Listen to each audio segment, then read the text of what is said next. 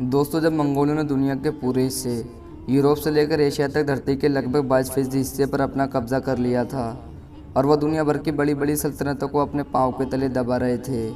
जिस मंगोल सल्तनत की बड़ी सेना को देखकर ऐसा लगता था कि मानो उसका मुकाबला करना नामुमकिन है और वो लगातार मंगोल साम्राज्य का विस्तार करते हुए आगे बढ़ रहे थे।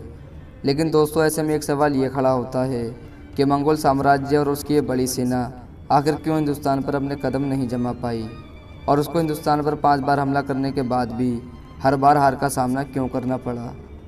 तो दोस्तों, इस सवाल का जवाब है भारत के इतिहास के सबसे ताकतवर शासकों में शुमार अलाउद्दीन खिलजी के, जो अपने शासक बनने के बाद से अपनी मौत तक मंगोलों के सामने डर का दूसरा नाम बना रहा और जिसको इतिहास में कभी सिकंदर आज़म तो कभी सुल्तान हिंद के नाम से जाना जाता था। दोस्तों, ये वो दौर था जब मंगोलों के खौफ से दुनिया कांप रही थी। उस वक्त हिंदुस्तान की धरती पर एक ऐसा निडर शहंशाह हुकूमत कर रहा था जिसने मंगोलों को एक बार नहीं बल्कि कई बार शिकस्त दी। सन 1297 दोस्तों, ये वो साल था कि जब पहली बार अलाउद्दीन खिलजी का सामना मंगोलों से हुआ था। जालंधर में हुई इस जंग में अलाउद्दीन खिलजी ने न सिर्फ मंगोलों को शिकस्त दी बल्कि इस जंग में 20,000 से ज़्यादा मंगोल सिपाही भी मारे गए और कई को कैद कर लिया गया। दोस्तों, कहा जाता है कि मंगोलों को इतनी बड़ी शिकस्त देने वाला वो दुनिया का पहला शासक बना था। हालांकि इस हार के बाद मंगोलों ने हार नहीं मानी थी और एक बार फिर से केवल 1 साल के अंदर ही सन 1298 में सिंध के कई इलाकों पर हमला कर दिया। दोस्तों, इस हमले के बाद लगने लगा था कि मानो अलाउद्दीन खिलजी की सल्तनत पर मंगोलों के कहर का खतरा लग रहा हो। जब ये बात दिल्ली में मौजूद अलाउद्दीन खिलजी को पता चली तो वो खुद सिंध की तरफ अपनी ताकतवर सेना को लेकर रवाना हो गया। उसके मैदान जंग में आते ही मंगोल सेना का लश्कर एक बार फिर से तितर बितर हो गया। एक आंकड़े के मुताबिक इस जंग में मंगोलों को पिछली बार से लगभग 2 गुना ज़्यादा नुकसान उठाना पड़ा था।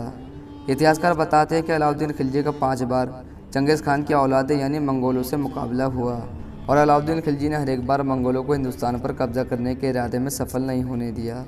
इतिहासकारों की माने तो अलाउद्दीन खिलजी की इस कामयाबी की सबसे बड़ी वजह थी उसकी दूरदर्शी सोच और मैदान जंग में सेना का सिपाहसालार बनने की अनोखी क्षमता। और दोस्तों, आपको जानकर शायद हैरानी होगी, अलाउद्दीन खिलजी हिंदुस्तान के इतिहास का पहला ऐसा शासक था कि जिसने सबसे पहले अपने राज्य में हमेशा के लिए ही सेना की व्यवस्था की थी।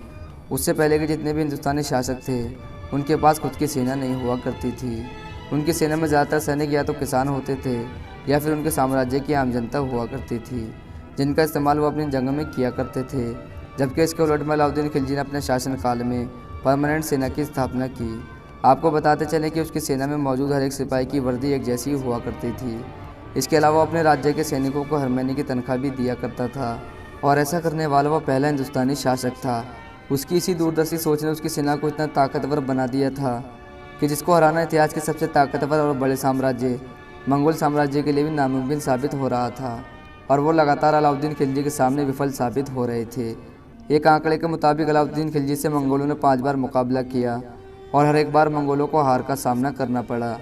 दोस्तों, ये बात अलग है कि अलाउद्दीन खिलजी के साथ कई विवादित घटनाएं होती रहीं जिसमें चित्तौड़ की महारानी पद्मावती के जौहर की घटना अहम है, मगर असल में इतिहास में ऐसी किसी घटना का जिक्र नहीं मिलता है कि जिससे ये साबित हो सके कि अलाउद्दीन खिलजी एक क्रूर और निर्दयी शासक थे। बल्कि इसके उलट इतिहास में मिली जानकारी के मुताबिक अलाउद्दीन खिलजी के शासनकाल में रहने वाली प्रजा बेहद खुशहाल जीवन जीती थी।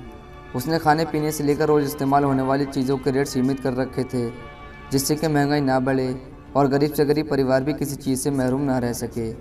फिलहाल दोस्तों, आज की वीडियो यहीं पर पूरी होती है। दोस्तों, वीडियो को लाइक करें, ज़्यादा से ज़्यादा शेयर करें और चैनल को सब्सक्राइब करें।